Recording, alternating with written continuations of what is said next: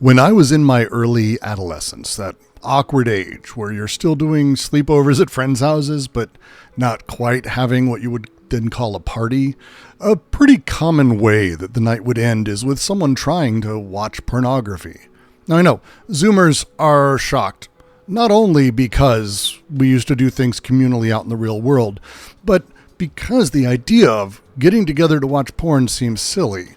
But that's the thing, it wasn't wildly an out-of-pocket thing. The Spice Channel and other cable channels, they existed before the time of digital. And instead of getting no signal at all, they would send you a scrambled signal. The mess was mostly entirely indiscernible, but if you tried, or you really just wanted to convince yourself you could, you might be able to see the outline of something. I don't know, some stuff. There's a particular type of YouTube video essay that feels like this. They're more and more popular every month. You can see movement. You can sense intention there. But the actual substance remains perpetually obscured by the medium itself. The creator trying to reveal hidden things to you, but what they end up doing is creating an illusion of depth through duration and complexity, like the Spice Channel did. This is basically my reaction to Then and Now video on the deep state. For more than an hour, the narrator, Lewis, who I love, constructs an elaborate framework of nodes and networks, drawing connections between military contractors, Silicon Valley, bureaucratic institutions, media complexes, and more. It's impressively comprehensive in scope. It's very well researched. It's accurate in all of the ways it does its historical referencing. It's also absolutely fucking useless for understanding how bureaucratic power actually functions in the material space. The video suffers from a lot, but up front, it's what we might call the curse of theoretical altitude. Let's really think about every node of the deep state through a simple lens. Either it's democratic or it's unaccountable, hidden under deep layers, peddling influence, weapons, money, controlling democracy maybe from behind the scenes. It's so committed at staying at that 40,000-foot view that it never lands on the concrete realities of how unaccountable administrative power actually functions. We get sweeping discussions of proximities to power or revolving doors with corporate donors. Bloomberg News reported in 2011 that, quote, the top 10 US defense contractors have 30 retired senior officials or former national security officials serving on their boards. All of that without ever actually examining specific instances where career bureaucrats made consequential decisions that no democratic mechanism could have constrained, reversed, or even allowed in the first place. It makes it seem like there really isn't an example, that it's always these ephemeral examples of power. It's groups doing this from the shadows, maybe the president or a congressperson doing a thing here and there. The system, by its sheer size and weight and influence, usually pushes and gets in some way what it wants. Each of these nebulous things are not well defined, and they seem specific, but they're not. The video never grapples with cases because doing so would expose this fundamental weakness in an underlying analysis. It would make the rest of the video seem shallow, even though it seems deep now.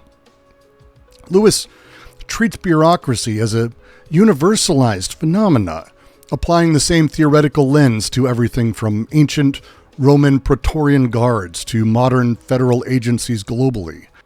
This approach obscures rather than illuminates specific institutional mechanisms that enable unaccountable administrative power in different democratic systems.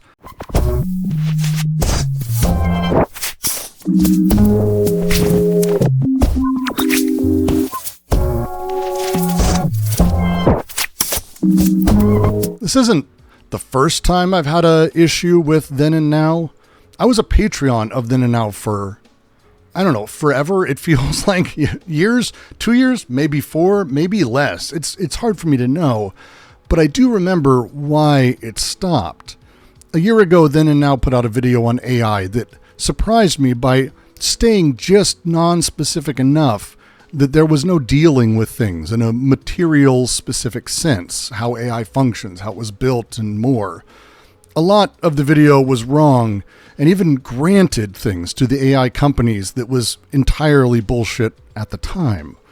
So I wrote, as a Patreon member, I could, probably too long of a reply in a Discord with corrections and sources of all of that. You can go see it. It's in the feedback and suggestions threads. No one's written in it since. I wonder why.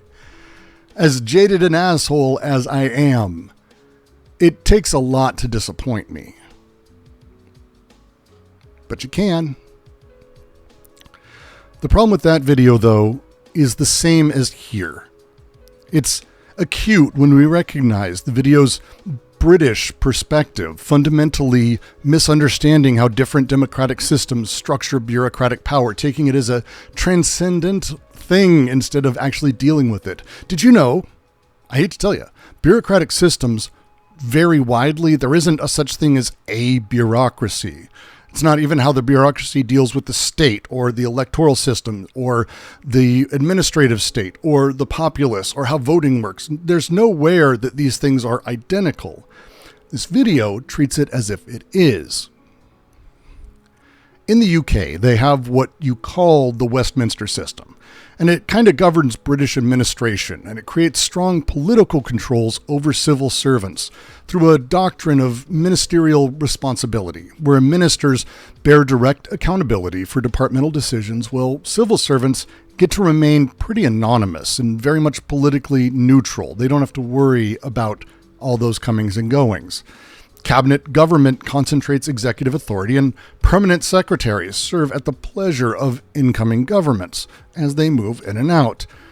Now, this is unique, and again, at one side of a bureaucratic system, we can find something that's very much in stark contrast to this, like places where bureaucratic autonomy is deliberately institutionalized.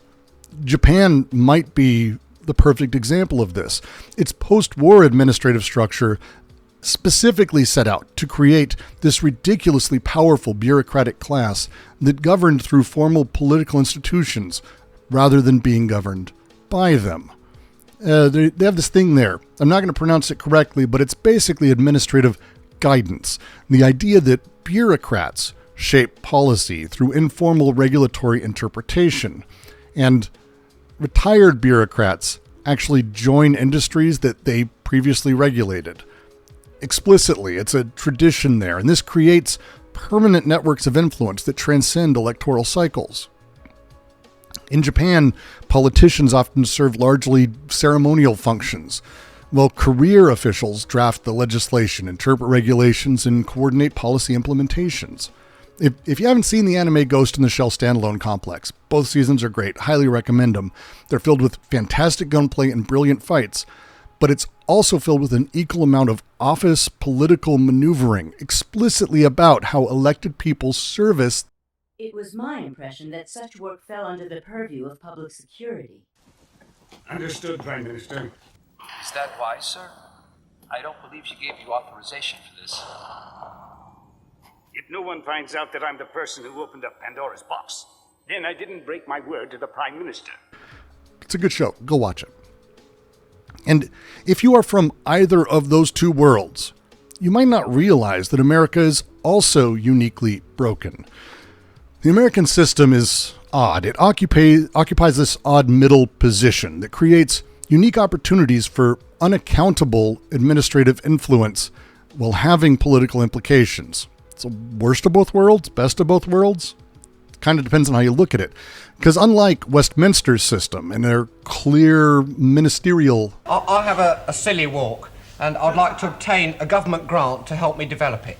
Responsibility, I'm not going to say that word a lot. But American bureaucracy itself operates through a lot of oversight mechanisms There's a lot of control stuff happening when it comes to any of this bureaucracy. You have congressional committees, White House supervision and appointments. You have judicial review of everything. You have inspector generals of every department. And all these things and more cancel each other out rather than actually provide accountability. The separation of these powers kind of gives multiple veto points that bureaucrats, if they're good, can strategically navigate, while the civil service protections that insulate them from any political retaliation ensure they're able to survive it.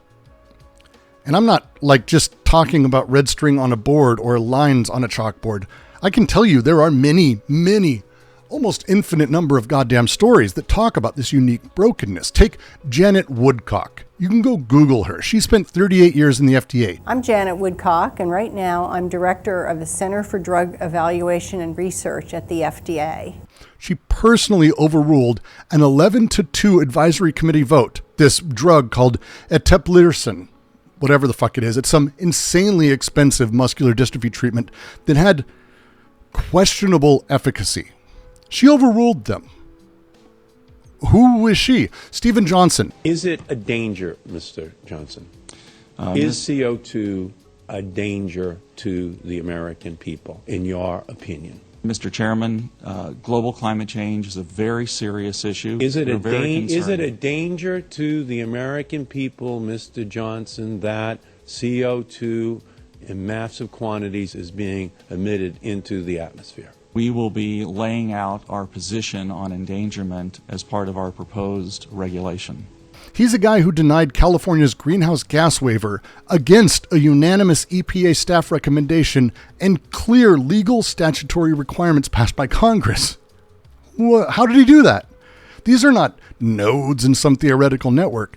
These are particular individuals wielding decisive authority over policy outcomes affecting millions of lives. Maybe billions if you're talking about international politics, which we will get to. All of these people operate within institutional structures that insulate them from democratic accountability. No one I'm going to be mentioning has been elected for anything. In fact, multiple people that I'm going to mention couldn't get elected and lost elections, yet found their way into the position they wanted anyway. It's incredible. They also weren't really appointed to it or hired to do this by the people in charge. They had absolutely no connection to the electoral system. They were in that position because the permanent state administration that has been an issue for my entire life exists. Going back to Woodcock, Woodcock's FDA career exemplifies how this system enables sustained bureaucratic influence independent of democratic control. Her institutional positioning gave her control of $1 billion budget and 3,500 staff members, making her indispensable to political appointees who didn't have regulatory or industry expertise.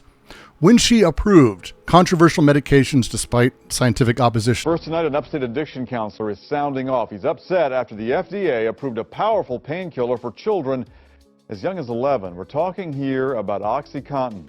There isn't a democratic mechanism around to constrain that authority.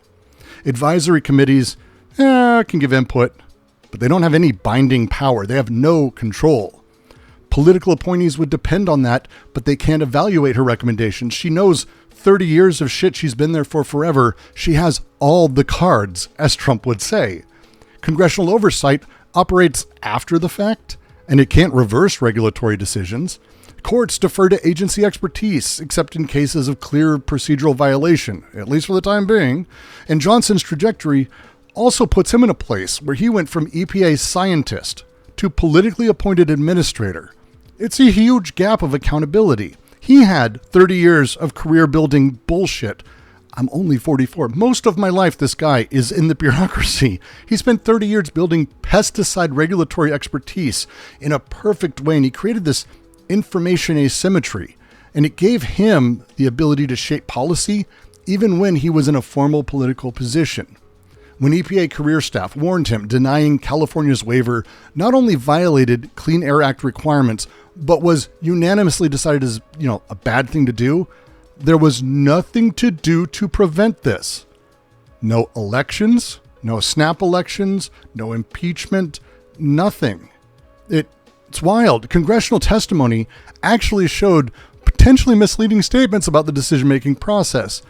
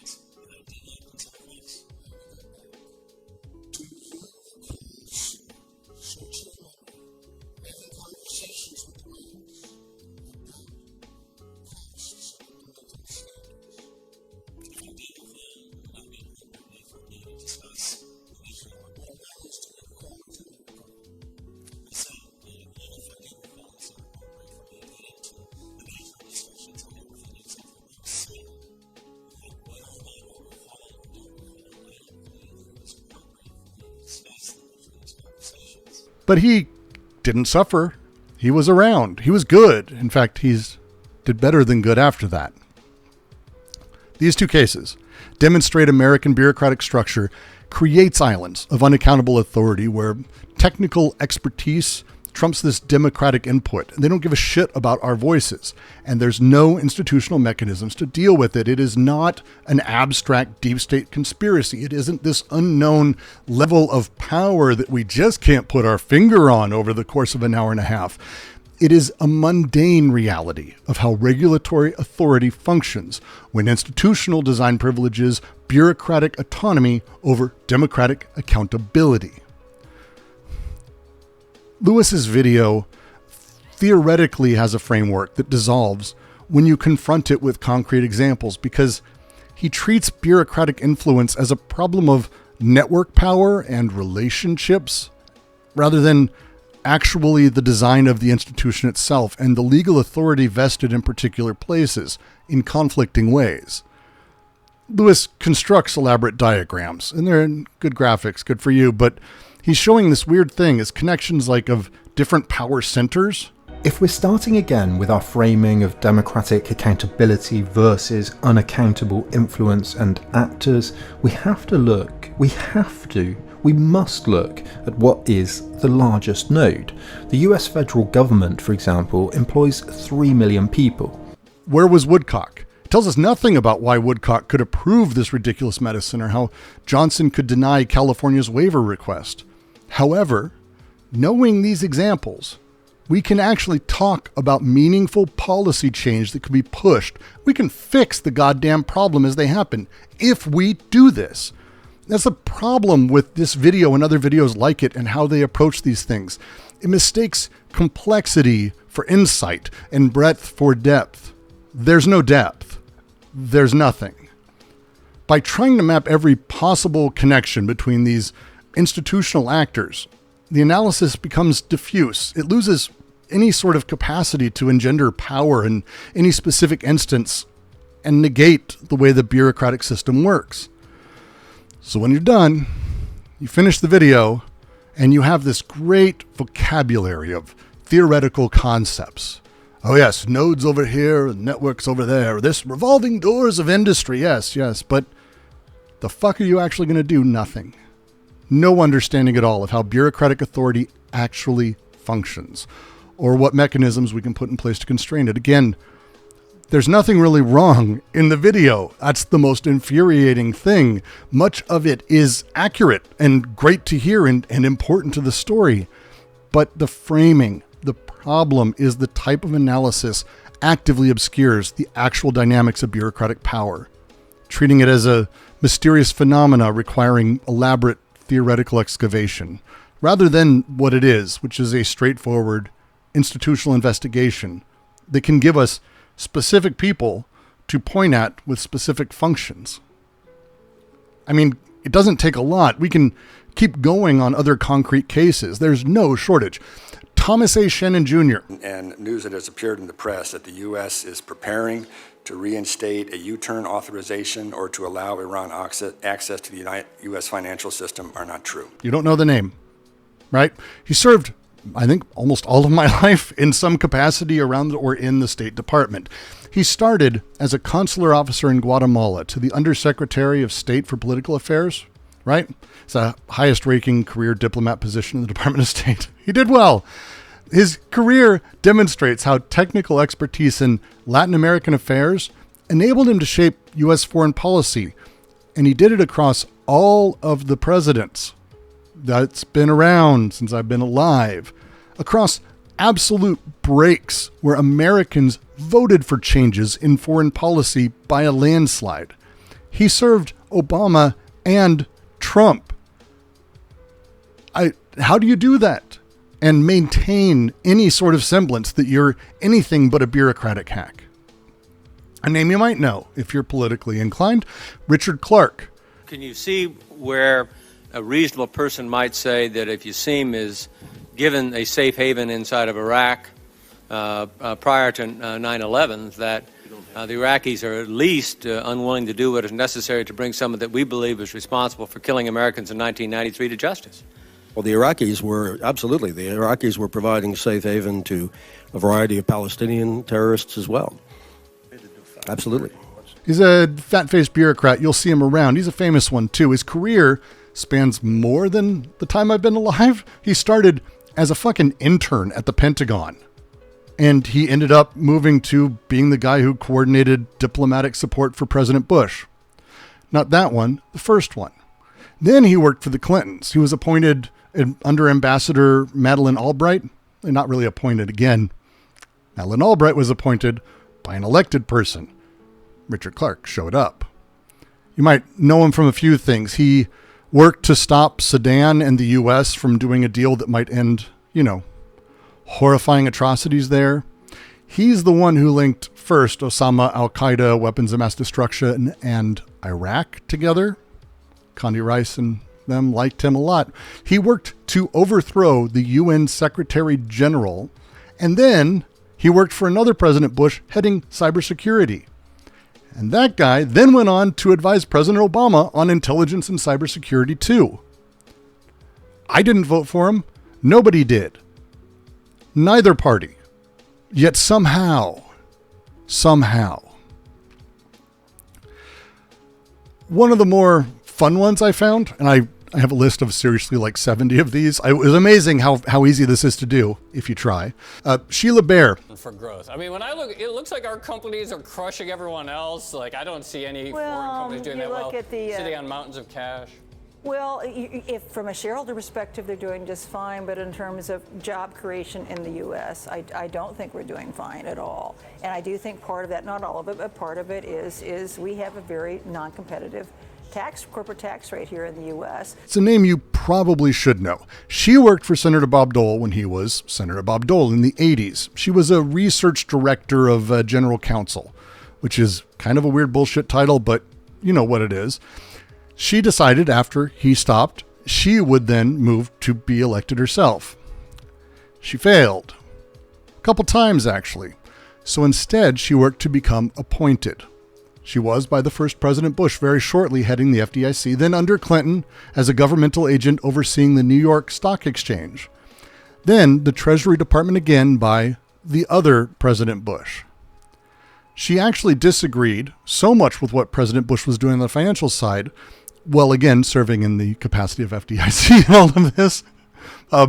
She took out an op-ed in the fucking New York Times saying that what was happening was awful and that the president and Congress had no clue about how mortgages were slowly going to collapse. Yes, she's right, but this isn't about veracity or accuracy. It's about that underlying thing, the function of the permanent state that does absolutely exist in specific people in mass. And right there, it's primarily to prevent change in the good and bad. That's what they exist as. The mechanisms of unaccountable bureaucratic influence are clear. It's technical expertise, which creates information asymmetries that you can take advantage of. Institutional positioning, giving you a agenda setting capability. Civil service protections insulate you as a career official from political pressure. And then the complexity of American oversight mechanisms gives you gaps in accountability that you can exploit. That's it. It's easy. These are not hidden conspiracies. These are visible features of American administrative states and how it functions. You wouldn't know any of this from watching an hour and a half of Lewis talk about this shit. It's beyond frustrating. The video's approach is a type of intellectual emptiness that feels profound, but it is sterile. It gives you nothing to do. It creates an illusion of deep understanding through theoretical complexity. It avoids the hard work of examining how institutional structures actually enable or constrain the power. And at the end of it, viewers are no better equipped to understand why any of this shit happens in the entire place. It does not give a damn thing to act on. You get to feel like you understand things. You get to feel clever. And this matters because the real challenge of bureaucratic power inside of any democratic system is not a shadowy cabal requiring elaborate theoretical excavation. That's what the right has done with the idea of this deep state bullshit, that they've corrupted the actual importance of a permanent state and the critique. What about George Soros controlling the Federal Reserve from an underground bunker? Francine, he's Jewish. That's what he should be doing. He's helping us. The reality is mundane. And again, Lewis, you say banal. You invoke Hannah Arendt's book on Eichmann. I cannot understand this comparison. Arendt calls Eichmann banal because he did not consider or think about his actions and their outcome morally.